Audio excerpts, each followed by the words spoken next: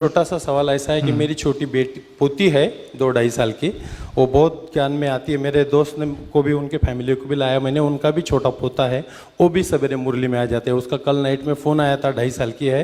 उसने पूछा मुझे, क्या आप ब्रह्मा बाबा मिले आपसे, क्या शिव बाबा मिले? बहुत मीठी बातें करती है। तो उसके बारे में भी, मैं तो बुजुर्ग हूँ, पोते के बारे में तो बाबा दादा लोग सोचती है, तो उसका क्या होगा? ऐसी इतनी छोटी है वो, विनाश के टाइम। बहुत अच्छा आपने प्रश्न किया है।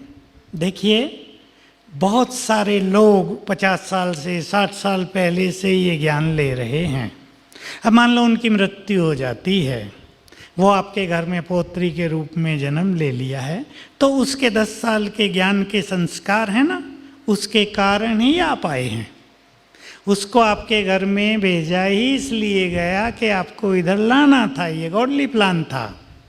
अभी उनमें वो संस्कार जग रहे हैं, उनमें वो ज्ञान के, प्योरिटी के संस्कार जग रहे हैं। वो क्या जाने ब्रह्मा बाबा कौन है, शिव बाबा कौन है, लेकिन पूर्व जन्म में वो जानती थी, इसलिए आपसे पूछ रही है। आप उनसे मिले? उसने वो 2 ही सवाल पूछे मुझे। तो ये आजकल बहुत परिवारों में हो रहा है। मैं आपको एक छोटा सा अनुभव सुनाऊं। मुझे बहुत बच्चे मिलते, 1000 मिल चुके होंगे 3-4 साल में, जो इसी तरह अपने परिवारों को यहाँ ले आए। नीमच यहीं पर एक जगह है चित्तौड़ के पास, एक 2.5 साल का बच्चा।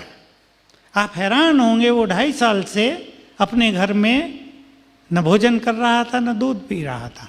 2.5 साल के बाद कैसे उसकी माँ उसको गोद में लेके सेंटर पे पहुंच गई, उसको पता नहीं वो कैसे आ गई।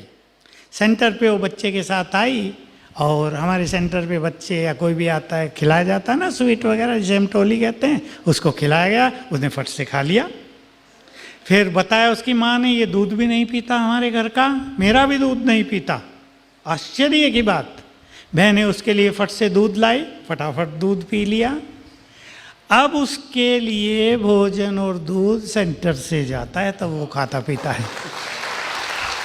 इसका कारण यही है कि वो इतनी पवित्र आत्मा थी पूर्व जन्म की कि वो और किसी के घर का भोजन स्वीकार ही नहीं कर सकते। 2.5 साल आप सोच लो, एक बच्चा कुछ नहीं खा पी रहा है, माँ बाप चिंतित हो रहे हैं, डॉक्टरों को दिखा रहे हैं, क्या हो गया हमारे बच्चे को। कुछ हुआ नहीं था, उसकी जो प्योर एनर्जी थी वो उसको जीवित रखे हुए थी।